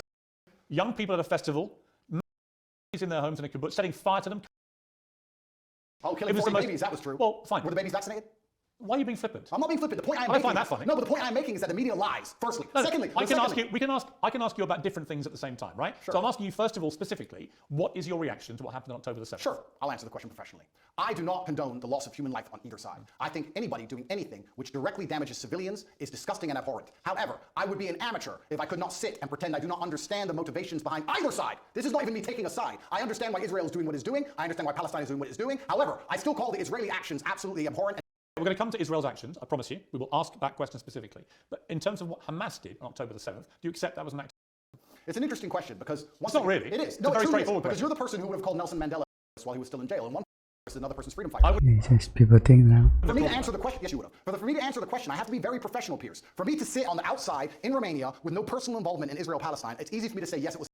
However, if I was in Gaza, if I was in an open-air prison, if my family had been annihilated from the sky, if everybody I knew had suffered the loss of a loved one, if I had no chance of any kind of freedom or democracy or standard of life, would I believe it was an act, or would I believe it's an act of resistance against oppression? You have to be very careful how you answer these questions. So what do you think? I think I understand what happens when you take people and put them in such an inhumane condition. For anybody to sit and say that you're going to take people and put them in absolutely inhumane conditions and give them no standard of life, and they're not allowed to ever fight back, or they're But I can agree with you. Anyone who does Wait a that minute. is an amateur. I can agree with you that the plight of the Palestinians for many decades has been absolutely shameful. So what did we think was going to happen, Piers? No, nothing justifies what happened on October 7th. So what are they supposed to do? Nothing. So what are they supposed to do? That was an act of medieval barbaric. Nothing justifies. Did they suffer acts of medieval? Did they suffer acts of medieval barbarism before that date? Yes, and it's unfortunately an eye for an eye in this world. I'm not condoning. I'm being a professional and answering to you why it happened. Give me one example of where Israel, without any provocation, went into a specific question, went into Gaza, 1,500 innocent people, and boasting about what they'd done back to their families in Israel. You know, they wouldn't, of course, have done that in their case, grandmothers, and bringing them back to Israel. When has Israel actually gone in and done something of the scale of October the 7th? There's literally endless examples of that. Give me one. In 2014. You know what, Piers, let me tell you something. I'm not talking about what they would categorize as retaliation for rocket strikes, and there's an arguable point, as there is, for example, I'm vehemently against the expansion of the settlements on the West Bank. I think there are legitimate questions about the proportionality of Israel's response here. Yeah, but in terms of what Hamas perpetrated on October the 7th, there is no instance of Israel doing that to the people of Gaza. And you have to accept that. If you don't accept that, you're either deluded or you're deliberately not wanting to say the obvious, which is that was concerned about upsetting people in Palestine. Is that the case? Let me go back to my first point when I said you're peddling asininities. The reason I said that is because to look at a situation, no matter how heinous, and to ignore all of the context and pretend that you do not understand why said situation happened nothing justifies nothing. Is asinine. No, it's not. It's not about justification. Let me tell you why. It's not about justification. It's about understanding the realities of the world. Let me tell you the reality of the world. Hamas came to power in 2005.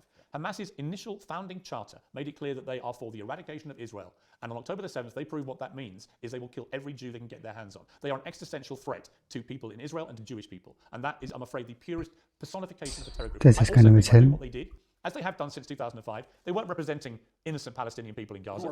They knew, yes, but Hamas knew when they did what they did that Israel would respond the way they did and that thousands of innocent Palestinians, they knew that and they still did it. So my question for you is, why can't you, which is my position on this, is very straightforward. What Hamas did was an act should be called exactly what it is. And they are now demonstrably That is why they were rightly prescribed that by the UK and America and other countries. And to try and pretend they're not makes you sound like Jeremy Corbyn. I can't think of a worse insult to throw at you, right? So I don't think me and Corbyn agree on But that. I also think there are legitimate questions to come about the way Israel's responded. We can come to that. But I just want to ask you one more time. Is what Hamas did on October the 7th an act of... I think, Piers, it is peddling asininities for you to pretend that enslaving You sound people... like Jeremy Corbyn. No, let me answer the question. 15 times he refused to answer the question. Let me answer the question. You're now up I'm to not about, refusing. you're now If you about lock- 3 or 4. If you Are lock... they or not? They're one team's freedom fighter, and they're... What do you think? I think that if you lock people in an open-air prison and steal their land, they're going to retaliate. So they're not a terror group. I think they're going to retaliate. They're not. And also, another thing I want to make clear to you, Piers. Only Jeremy Corbyn has done this. Done what? Refused to answer the question. I think that what they are And doing him. is seemingly deemed an act of terror by the people that the terror... Don't use Weasley words. They're not Weasley. Of course the Israelis think they're a terror group, and of course the Palestinians think they're freedom fighters. It's stupid that you're asking the question. Most of the because it's clear. civilized world thinks they're difficult. What they did was an act of terrorism. And I think that if Israel continues to conduct acts of terrorism on the Palestinian people, they're going to do nothing but strengthen the reaction. Well, that's a different conversation I'm about to have with you about Israel's response. But before I get there, one more time, is Hamas a... I think that when you lock people in an open-air prison, you're going to have you're not going to answer. retaliation. You're not No, gonna because I have to... There's people who are... First things I want to say, You don't mind me saying, I think it's spineless. Sure. I do. That's fine. You sound like Jeremy Corbyn. Well, that is an Did you see my interview with him? No. Right, 15 times last week, I asked him the same question. 15 times he prevaricated and wouldn't answer. Eventually, when someone does that enough times, you know what they really think. Okay. You don't think... No, what I think is this. On certain Because I'd be scenarios- really curious what you think of 1,500 innocent people, It's not including...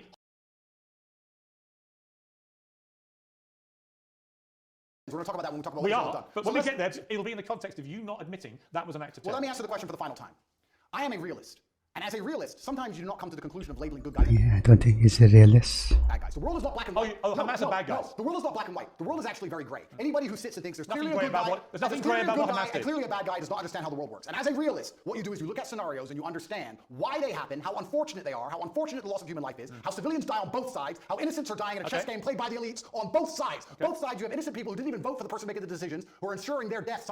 It's unfortunate on both sides. Okay. But listen, sir, you would not advocate Russia doing any of the things to Ukraine that Israel is doing to Palestine. You would not sit Russia here... has been doing exactly that. Russia Ukraine. has not done a fraction Russia of the things to illegally, Ukraine Russia, that Israel has done to Palestine. Russia illegally invaded a sovereign democratic country and has Oh, he's actually delusional. committed a barbaric rampage, trying to seize as much of Ukraine as it can, hospitals, women and ask you a children. question. Don't even try and have some kind of No, this is genuine equivocation of this. I will. A Hamas rocket, a tiny Hamas rocket that can make a pothole in the road, and then they get hit back with cruise missiles. Let me ask you a question. Ukraine sent a drone and hit the Kremlin. A drone attack, it did nothing, it damaged some shingles. If Russia decided to then respond with a missile attack on a hospital and annihilate 800 people, It has been. do you think that would be allowed? Exactly what it has been. Would you advocate for that? Would you support that Have you seen reaction? the state of Mariupol, which they leveled to the ground? The Ukrainians did level it, The Russians, correct. no, the Russians did. 2014. The Did Russians program. leveled Mariupol. And my question to you is, would you advocate those reactions? Let me ask you another question, Piers. No, This is a genuine okay. question. Let me ask you a question. I want to understand your point It's of view. actually my interview with you. Yeah, but you tried to understand mine. I just want to understand your point of view. If I believed, or if Israel believed, that one of the people in your house and decided to destroy your entire family, would you sit and say, well, maybe inside, I accept that? Or would you be enraged? Genuine question. I don't think you can take an individual person's response. Well, it's a bunch of individual people in Gaza. yeah, They're sure. people, individuals with All right, thoughts and let's come- dreams and aspirations Fine. which are being annihilated. 15-year-olds Fine. cruise missiles. Let's come to they that. are individual people. Let's They're come- not cattle, Piers. Let's come to They're that. people. Right, and so were the people in Israel on October the 7th. And that's why it's so heinous, which is my exact point. But not heinous enough to reach your... It's not about being terrorism. It's understanding why things happen. By not saying it, you've made your position clear, just as Jeremy Corbyn did. And to pretend you're any different is ridiculous. Let's move on to Israel's response, because there are legitimate questions about this. Hamas embeds itself, 35, 40,000, you can call them whatever you like. And they're embedded amongst the civilian population, predominantly in northern Gaza. We know from intelligence over the last 20 years, which you won't believe because the Matrix has made it all up, but we know from intelligence that historically Hamas likes to embed itself, particularly around things like schools and hospitals and mosques, because that makes it more difficult if the Israelis attack. Yeah. Now, Israel nearly 12,000 people in its response, right? There are many people around the world demanding a ceasefire who think that is a ridiculously disproportionate response to what happened. Well, it was genocide. They would want to kill everyone in Palestine. They don't. They just want to drive them all out. Whereas Hamas, every Jew. That is actually... You know what's actually interesting? Because you've spoken about this subject with people more who actually understand the conflict better than I do. Mohammed Hijab understands it better. Loki understands it better. I'm talking from a very general humanistic perspective because I don't understand that No, absolute sir. policies like they do. Do you know what genocide means? Hijab Of course I do. does. You want to eradicate an entire people based on race or ethnicity. Israel clearly doesn't want to do that to the Palestinian people. Clearly not. If it did, it wouldn't tell a million of them, as it turned out, who moved south. Now, there are arguments about whether To attack them as they moved. Well, some people got hit as they moved. Oh, some people got hit. Yes. Some people got hit. You know what, You know Andrew? what happens? You know what, Andrew? Wait till it's your son's You know son. what? Wait till it's your I son. agree. And you know what, Andrew? War is horrific. It's horrific. The question is it a just war for Israel to go after Hamas? And if it is, and you believe as I do, Hamas has to be got rid of, how do you do that? If you don't do it the way Israel is doing it, how do you get rid of it? Now, you won't agree with anything they're doing because you can't even categorize them as a...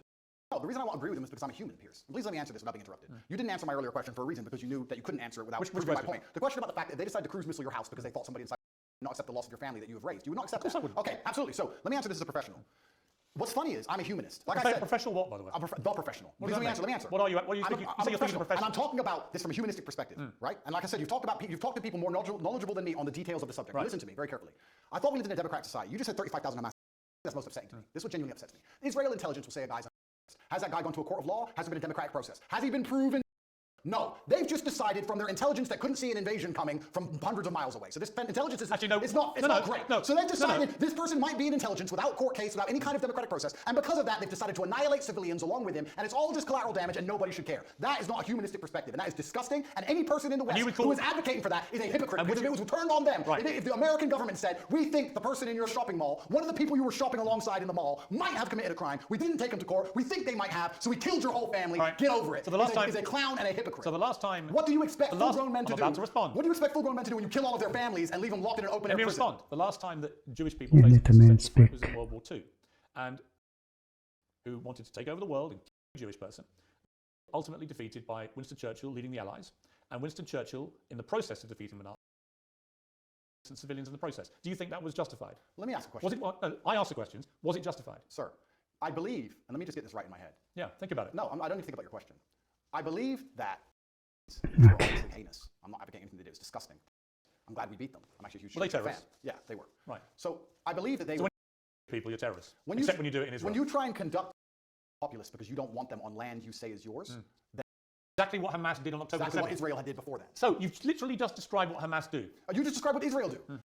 Palestinians as we speak. And this is the exact point. So Israel. No, but to say do you think Israel are terrorists? I think that what they're doing now is genocidal, so I guess that makes terrorism. It's Right. So genocidal. In which they're responding. You see the problem with that argument? No. Really? Pierce, what they are doing 1,500 people, and the way they did it is not an act of, but a response from the people on the receiving end, rather like the response that the Allies did in World War II. That apparently is the only act. You say 12,000 people the Israelis have killed Let me thus far? just pass you signaling this way. Yes. I saw a video of a 15-year-old die. Yeah. She was begging to die, saying, "I have no future because my parents are gone and my legs are gone. It's I have no horrific. future." No, but you say that, right? You talk about numbers and statistics, and you say a few people got caught. You don't think of Gazans and you don't think of as Muslims and Palestinians as individual people. Oh, yes, I do. No, you don't. Because Oh, if you I did, do. Oh, I do. If you did, you would be happy with what's don't you happening dare here. say that about me. Well, okay, but don't put them together in numbers. No, They're not numbers. I've they're spoken people. for many years about the plight of the Palestinian people. I think it's outrageous that Israel has any control over their ability to function with water, with fuel, with other energy, and so on, Okay, food. that's interesting. So if you were in Gaza as a Gazan male of masculine fighting age and you believe the things you currently believe, what would you do about it? I'm just asking. You know what? Nothing justifies the... I said you'd be a terrorist. I'm asking what you do. No, I understand why people in Palestine feel oppressed. I understand why they want freedom. I understand why they want the same rights as the people in Israel. Then here's a perfect... On that we agree. Absolutely, but nothing justifies what happened on October 7th. Well, here's where we disagree, because as a professional, when we both agree on the point that the people inside of Gaza are being oppressed and that their life is being detrimented and that they have no way of getting out, we as a professional... And I do agree with that. I understand pressure cookers explode. You're pretending they shouldn't. You're saying that they should never explode. Nothing bad should ever happen. Nothing justifies terrorism. We should just be allowed to subjugate them for endless years and nothing happens. And I'm a realist who understands that pressure cookers explode. No, you're not. And that's what happens. No, you're not. We need a solution to the problem, or it will continue to happen. You're not a realist because actually you are not This is a accepting what they did on October the 7th was really terrorists. You won't accept that. You think actually they're freedom fighters doing some kind of resistance. And I say that is ridiculous and shameful. That's the difference between us. I understand that pressure cookers explode, Piers. Right. So you think it's perfectly reasonable what happened I don't think it's reasonable. I think it's a shame. Natural consequence. I think it's a shame. A shame. That's it. I think it's a shame that we're living in the world now where people are reduced to basically to try and fight for freedom for their families if they have one left. Because they all men who did that. Well, they didn't have a chance of survival. I think when you that's because they believe that they're martyring themselves and going to a better when you life. oppress people to the point where their family's dead and they have nothing to live for. I think that's a shame. So do you support Islamic fundamentalism? Absolutely not. Do you support an Islamist ideology? Absolutely not. Right. What I support. So why do you support Hamas? I support justice in You the support universe. Hamas? I support justice in the universe. Do you support Hamas? No. You don't? Well, I don't know the ins and outs of Hamas's creed. I have to be very honest. Well, you know what they did on October the 7th. Do you support them? I understand why that happened, and I'm saying it's a shame. But you won't denounce them. I say it's a shame. Will you condemn them? I can't sit here and condemn the obvious outcome of consequence. Really? How can I You condemn? can't condemn Hamas for what they did. Well, we know what's going to happen, and we need a solution. You're very quick to condemn Israel's response, but you won't condemn the attack which prompted it. No, I'll tell you why. Even though Hamas knew by doing what they were doing, that would be the response. Do you think they knew that? Of course they knew that. You think they knew the Israelis? They did it quite deliberately. You know why? Because they were funded and supported by Iran. They didn't like the fact that Israel was normalizing relations with a bunch of Arab countries, from the UAE to Bahrain to Morocco, and then coming down the line was going to be Saudi Arabia. That was a threat to the Iran view of what should be happening in that region. Iran are the ones who support and fund and arm Hamas, and they clearly, in my estimation, it hasn't been properly established yet, but clearly Hamas couldn't have done this on their own. They've done it with support from Iran, and they've gone and committed an act of such heinous atrocity that they knew what the response would be, and that means that they sentenced in that moment not just 1,500 people in Israel in the most appalling manner possible, but they also sent thousands and thousands of innocent Palestinians, including many innocent children, because half the population are children, and Hamas knew that was what was going to happen. So my question is, how can anyone think that Hamas is a force for good? I didn't say they're a force for good. They are a force I said they're for evil. unfortunate. No, I didn't say they're a force for good. I said it's a pressure cooker and it's a shame. But you won't even condemn them. Let me ask the question. Do you think if we gave the Palestinian people basic human rights, that Hamas would find it more difficult to recruit new soldiers? Yeah, look, I think probably if we treat them like humans, this won't happen. So we agree and let's move on. I think there's a real danger in the scale of Israel's response that you radicalize a whole new generation of Palestinians. I think that's a real danger. So and by the way, I've said that we can agree. Doesn't understand nuance. That radicalized the soldiers who invaded. So you agree with me. So let's move on. No, I don't. No, nothing justifies what they did. Let me ask you about the reaction that you've had from certain people who I think at one stage you had a good relationship with. Sure. One is Jordan Peterson, and the other one Ben Shapiro. Let's talk about Jordan first. Sure. You've had a bit of a to and fro with him. But what is your view of him? I think Jordan and I actually agree on many issues. I think the enemy of my enemy is my friend. I think we have a lot more in common than we have that we disagree on. We have different views of the world on certain things. I think we approach him from different places. He's far more in his mind, whereas I live more in a physical realm than he does. I have nothing against Jordan. I don't dislike him. I do find it, and I must be honest, a bit disingenuous and hypocritical that he speaks mental strength and then ends up addicted to an antidepressant. I don't think he should ever take antidepressants ever. I've been through worse than what he's been through, and I didn't take a single drug. However, I have nothing against the guy. He says very intelligent things, and I'd be interested to argue with him or discuss or debate with him, but I think we'd actually agree on most points, to be honest with you. I don't think he may be unhappy with somehow how I've lived my life and some things I've done, but we've already discussed the fact that I come from the lowest income area of the UK, and most people around me were selling drugs, so at least I didn't do that. So I'm not going to allow somebody who's a professor at a university who's had an easy life come along and tell me how people from the streets should survive. You have to find a way out. Let's get rich without trying. But I have nothing against the guy. I just think that he's been a bit hypocritical, and then, truthfully, the only time I've been genuinely a bit appalled by any of his actions was he said give them hell. I know that's an easy thing to say, and it's an expression that people use. Millions but I think when you actually wish hell upon other human beings, I think it's a disgusting thing to do, because hell is that 15-year-old girl with no legs and her parents were dead. Well, hell is you see her crying her eyes out, begging to. That is hell. And I don't think you should genuinely wish hell on anyone, Israel or Palestinian, either anyone. I'm a humanist. I don't want anybody to die. Well, he was wishing hell on an entire population. He did express regret for the way he phrased it. And he should, because it's disgusting. I've not wished hell on the Israelis. I've not wished hell on the Israeli state. I don't want any Israeli civilian to go through what that 15-year-old Palestinian girl's going through. Not a single one. He said about you, Jordan Peterson, I'm not particularly happy to be grouped with Andrew Tate. I think there are some elements about what he does that are quite reprehensible.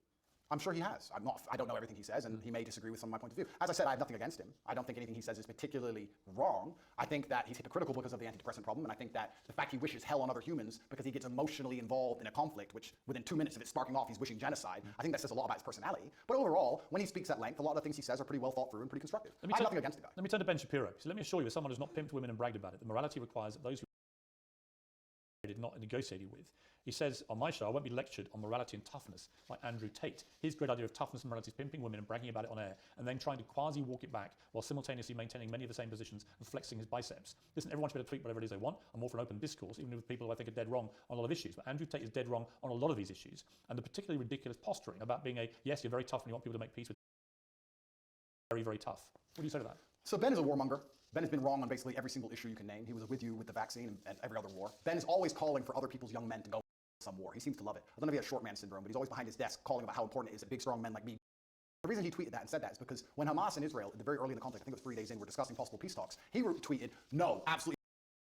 I said, Ben, as a man who's done his own fighting, because I've had a life of pain and violence, listen to me. Peace is always worth a conversation. What I said is that we should always be prepared to at least discuss peace. He, because he's a warmonger, said, no, peace is always a conversation. You're this, you're that, because he's always sitting behind his desk. He must have a booster chair, and he's always running his mouth trying to invoke violence and call for war. I'm curious what this solution will be in this. I find it kind of hypocritical because a man who's so small he would die if he was slapped on the street, sitting behind a desk and screaming for other people to be annihilated, I think is kind of, it's worse than I believe, it's insane. I believe if he was sitting and listening to this, he would say that what he's screaming for is for Jewish people in Israel to defend themselves. All he's a Jewish Ben man. does is call for war. And I agree.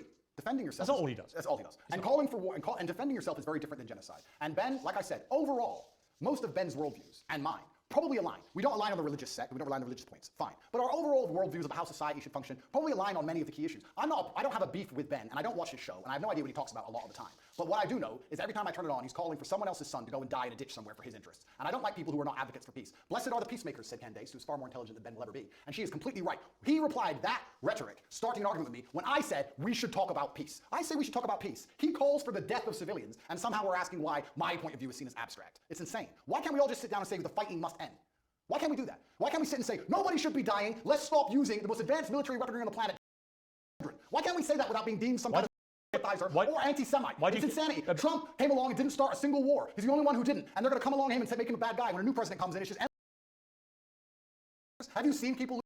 It's disgusting. I know what's happening over there. Have you seen that? I don't need to tell you about the parts of my history that I'm not prepared to share, Piers. I said it to Ben. I said people who've done their own fighting and seen their own violence and have known are not going to be so smart and so quick to sit behind a desk and call for the death of innocent people. It's disgusting what's happening. I don't want anyone on the side. And when I come along as a peacemaker and say, this is insane, because he's a warmonger, because he has chosen blinkers and sees one side of the argument and refuses to accept the humanity of Palestinians, he says I'm a bad person for calling for peace. Well, you know why? Because you probably listen to his interview and say, this guy can't even describe him. If Ben Shapiro thinks bad of And if you don't think what happened to the people in Israel on October the 7th is why not just say, then you are, I want all people then to you are stop just dying? you are just as partisan to one side as you believe Ben Shapiro Did is I to the not other. just say I want all people to start dying? Stop dying. Piers, don't interrupt this. It's a shame I want all thing people to stop dying. what However, Ben I Shapiro did. understand what is going to happen when you create a pressure cooker. That is my answer, and it's extremely professional. Because I'm a peacemaker, because I'm a humanist, I understand you cannot lock people in an open-air prison for an undetermined period of time without provoking. Interest, what would you have done if you'd been Israel after October the 7th? That's a really interesting question, and I think there's people who are more qualified than you to answer. Given that Hamas last week said, we're going to try and do the same thing again and again and again, what would you do to defend the people of Israel? Good question. They have the Iron Dome, which is largely effective. I think that their border security is usually effective. It's very interesting that it wasn't on. So you would say they would do nothing other than tighten up security? I think if I was truthfully, I'll answer the question. If I was truthfully in charge of Israel, I would have found out how our border was penetrated. I would have made sure that was impossible to do. I would have had large conversations and discourse during that period, which would probably take weeks to ensure that my border was impenetrable because we were at no genuine threat of a repeat attack. And then I would make it clear No, that there would be some sir. repercussion unless there would be some repercussion unless we can come to peace terms. I don't think the But Hamas doesn't want peace. Of course not. But I'm saying That's their fine. stated position. Of course. So does it mean okay, peace you with asked me what Hamas? I do. I would have found out. First things first. I'm a man. So first things first, you fix the problem. Okay. Our border's been penetrated. How do we make sure that doesn't happen again? Sure, of How did it course. happen? Internal investigation. Of course. Let's make sure the border's secure. Now our civilians are safe. Our civilians are safe, which buys us time. But that's Let's have a nothing. conversation to see if we can actually reason with Hamas. If we can't, then there might be some military what? intervention. Then what? But there certainly wouldn't be bombing hospitals, cruise missiling refugee camps. There wouldn't be any of the things that's going on now. Absolutely. You wouldn't not. try and attack the people that No, did. because this is a rushed and emotional response, and that's what I would have prevented. I would have made sure as a man I didn't make a rushed and emotional response. I So would you'd secure be my more border. like Neville Chamberlain trying to do peace with the Nazis and Winston Churchill trying to kill them. Well, Yeah, that's an interesting question. you're an appeaser, not a warrior. Well, I still think I'm a warrior, but I think that when you're a warrior, you have to be very capable and. No, but that's what Neville Chamberlain's view was. We should do peace with the Nazis. You have to be very understanding of your power, and you have to use it responsibly. And just like I said earlier, when I'm trying to be responsible about what I say to the young men of the world, I would understand as Israel, I must be responsible with my massive military might to make sure I don't kill civilians. And I would sit and try and make a measured response, and I'd be a professional, and I would consider them human beings, and I would secure my border, and try and come up with a plan better than, oh no, I'm mad, I'm emotional now, let's go. I don't know who listen to this guy anymore. I don't think that's the right thing to do. We've spent a long time talking. You're going to find out at some stage today or in the next few days whether you're going to get your possessions back. They'll either happen or not happen. But then there's likely to be a trial, and that will determine how you spend the next 10 years of your life, almost certainly, which is a sobering thought for anyone. When you look back on the whole arc of the last few years, you've expressed some regret because of your turning to Islam, your change in your philosophy from a religious perspective. You've acknowledged that some of the stuff you used to do was immoral. Do you look at the journey you've gone on here and think that in a way, notwithstanding the matrix and everything else, that maybe you yourself could have done things differently to avoid being in this position? Absolutely. I'm a man and I take absolute self-accountability. You have to, as a man, your superpower is looking in the mirror and understanding everything that happens to you, both good and bad, to a degree is your fault. It could have all been influenced. I could have avoided all of this. I could have avoided the matrix attacks. I could have avoided jail cell, I'm not going to use that term. I could have avoided all the negative press. I could have chosen to work at Starbucks and just stayed in LA. I made choices that put me in this position. I take responsibility for them. I said things on the internet in a satirical way on videos that got 110 views when YouTube was brand new that I did not expect to become the most viral videos in the world because I didn't expect to become the most famous and known person on the planet. That's all true. I'm not saying I have no part to play in any of this. However, I can still say that I'm completely innocent. I can still say that it's only my fame and notoriety that has inspired the prosecution service to try to even put me in jail in the first place. I can still say that there's some unfair policing in the world depending on your political views. I can still say all of those things while accepting absolute responsibility for the situation I'm in. Andrew Tate, thank you very much. Thank you, sir. Okay, guess we're ending there.